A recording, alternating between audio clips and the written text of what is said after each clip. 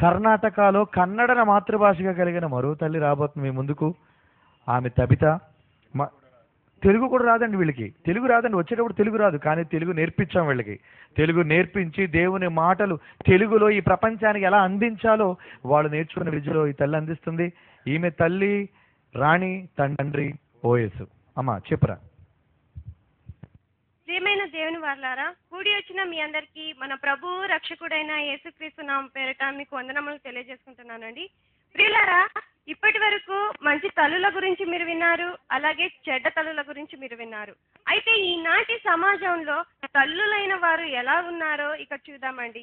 ప్రియులారా, ఒక సద్దాం హుసేన్ మీకు తెలుసు, అలాగే బిన్ లాడెన్ కూడా మీకు తెలుసు. ఒక సద్దాం హుసేన్ కానివ్వండి, ఒక బిన్ లాడెన్ కానివ్వండి, ఒక వీరప్పన్ కానీ, ఒక కసబ్ కానీ, ప్రభాకర్ పిల్లే కానీ, వీరందరూ ఉగ్రవాదులుగా, నరహంతకులుగా, నక్సలైట్లుగా, రాక్షసులుగా మారారు అంటే వీరిని పెంచిన తల్లులు నిజమైన తల్లులుగా పెంచకపోవడం వలనే. దేవుని మాటలను, దేవుని ఉద్దేశాలను నేర్పించవలసిన వయసులో అనగా చిన్ననాటి నుండే వారి పసి హృదయంలో నాటకపోవడం వలనే. అలాగే ఒక శాంభవి, ఈ అమ్మాయి గత రోజుల్లో న్యూస్ మీడియా ఛానల్లో ఎంత ఫేమస్ అయిందో మీ అందరికీ తెలుసు. అమ్మా అని సరిగా అనడానికి నోరు తిరగని ఆ పసిప్రాయంలో 2012 డిసెంబర్ 21 యుగాంతం అవుతుందని, ఈ విశ్వం నాశనం అవుతుందని ఎన్ని మాటలు మాట్లాడిందో మీరు అందరూ వినే ఉంటారు. అంత చిన్న వయసులో అన్ని మాటలు మాట్లాడడానికి కారణం ఆమె తల్లి ఆమెకిచ్చిన శిక్షణ కాదంటారా? అవునండి, ఆమె తల్లి ఆమెకిచ్చిన శిక్షణ వలనే బాలశాంభవి జ్యోతిష శాంభవిగా మారిపోయింది. అలాగే ఒక స్టీఫెన్ హాకిన్స్, ఇతను ప్రపంచ ప్రఖ్యాతిగాంచిన నాసా ప్రముఖ శాస్త్రవేత్తలలో ఒకడు. ఇతను క్రైస్తవ కుటుంబానికి చెందినవాడని ఇతను పేరు బట్టే మనకు తెలిసిపోతుంది. ఆనాడు బైబిల్ అన్న స్టెఫెను దేవుని కొరకు తన ప్రాణాలను అర్పిస్తే, ఈనాడు ఉన్న ఈ స్టీఫెన్ హాకిన్స్ ఈ విశ్వం దేవుని సృష్టి కాదని, దేవుడే లేడని నోటికొచ్చినట్లు మూర్ఖంగా మాట్లాడుతున్నాడండి. ఇతను అలా మాట్లాడడానికి కారణం ఇతని తల్లి అయిన యెజబేలు బాల్యము నుండి దేవుని జ్ఞానాన్ని నేర్పించకపోవడం వల్లనే. ఒక క్రైస్తవుడై ఉండి దేవుని పక్షాన నిలబడి దేవుని కొరకు పోరాడాల్సింది పోయి దేవుడే లేడన్న వారితో కలిసిపోయి దేవునికి విరోధపడండి. ప్రియులారా, తల్లులంటే ఎలా ఉండాలో దేవుడు బైబిల్లో ఏమని రాయించారో మనం ఒకసారి చూడగలిగితే, అపోస్తలుడైన పౌలు గారు తిమోతికి రాసిన మొదటి పత్రిక 5వ అధ్యాయము 14వ వచనం. తిమోతికి రాసిన మొదటి పత్రిక 5వ అధ్యాయము 14వ వచనం.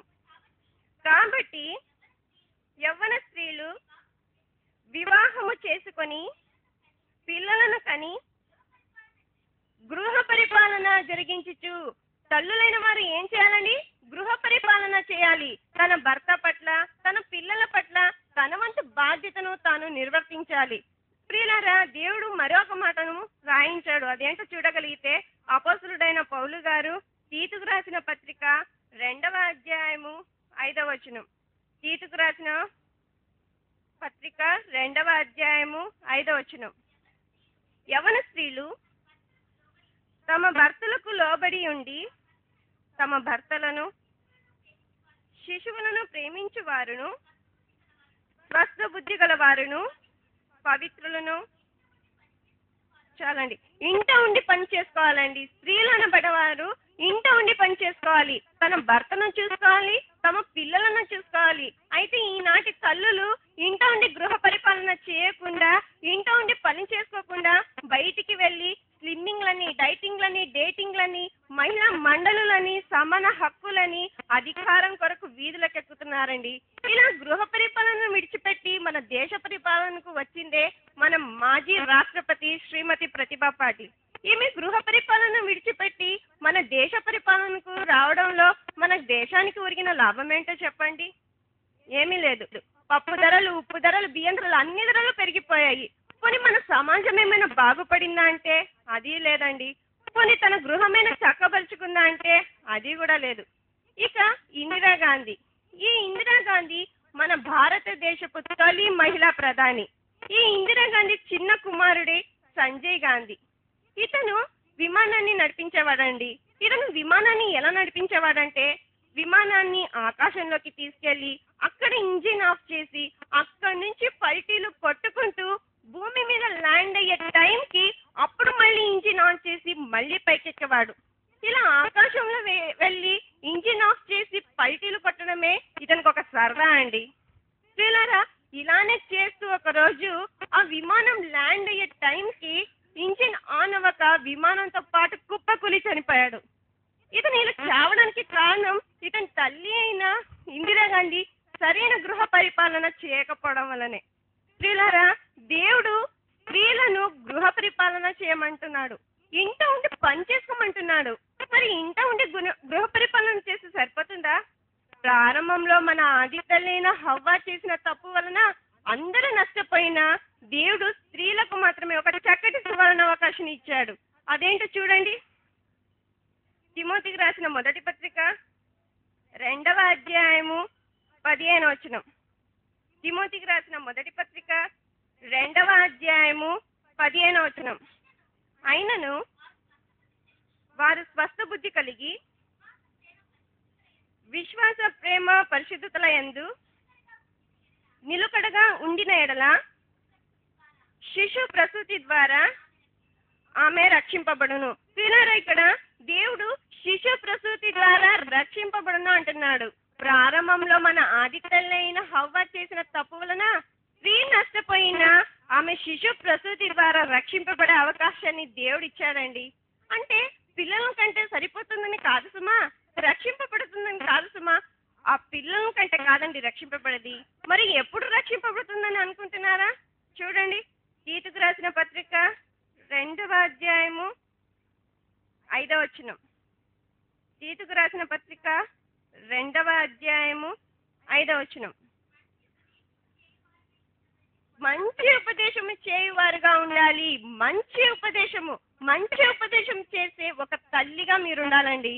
అప్పుడు మరి మా పిల్లలకు ఎలా ఉపదేశం చేయాలని అనుకుంటున్నారా?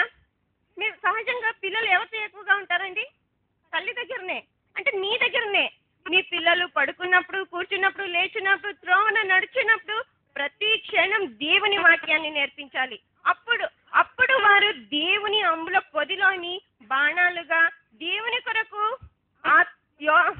తమ ప్రాణాలను అర్పించే యోధులుగా, ఆత్మ రక్షకులుగా మారతారు. అప్పుడు మీరు మాత్రమే కాదు రక్షింపబడేది, మీ గర్భాన పుట్టిన పిల్లలు కూడా రక్షింపబడతారు. అప్పుడు దేవుడు 100కి 100 మార్కులు వేసి నిజమైన తల్లి నువ్వేనని అంటారండి. ప్రియులారా, ఇప్పటి వరకు ఒక నిజమైన తల్లి ఎలా ఉండాలో మీరు తెలుసుకున్నారు. ఒక మంచి నిర్ణయాన్ని తీసుకోండి. మీ పిల్లలను దేవుని కొరకు పెంచి ఒక నిజమైన తల్లిగా బ్రతికి ఆ నిత్య జీవాన్ని స్వతంత్రించుకుంటారో, లేకపోతే మీ పిల్లలను దేవుని కొరకు పెంచకుండా నిజమైన తల్లిగా బ్రతకకుండా నిత్యాగ్ని దండనకు జారిపోతారో నిర్ణయాన్ని మీకే వదిలేస్తున్నానండి. ప్రార్థన చేసుకుందాం. అవసరం లేదులేమ్మా. Thank you very much. మంచి అంశాన్ని అందించి నిజమైన తల్లి ద్వారా ఈరోజు యేసుక్రీస్తుకు దేవుని కొరకు రక్షకులు రావాలి అన్నది అది తల్లి బాధ్యత. కాబట్టి బిడ్డల విషయంలో శ్రద్ధ తీసుకొని తల్లులుగా ఉన్నవాళ్ళు, తల్లులు కాబోతున్న వాళ్ళు మీ పిల్లలను బాణాలుగా దేవునికి అప్పగించండి. దేవుని దగ్గర దొంగిలించే వాళ్ళుగా, ఒకవేళ బిడ్డలను ఆటంకపరిచే వాళ్ళుగా ఉంటే, గత ఆదివారం నేను చెప్పాను, ఎవరైతే చిన్న బిడ్డలను ఆటంకపరుస్తారో యేసు ఏమన్నాడు? వాళ్ళ మెడకు పెద్ద తిరుగట రాయి కట్టి లోతైన సముద్రంలో పాడవేయను అన్నాడు. వద్దు, అలాంటి శాపాన్ని మీరు తెచ్చుకోకండి. తల్లి కానీ తండ్రి కానీ చేతనైతే మీ బిడ్డలను దేవుని కొరకు పెంచండి.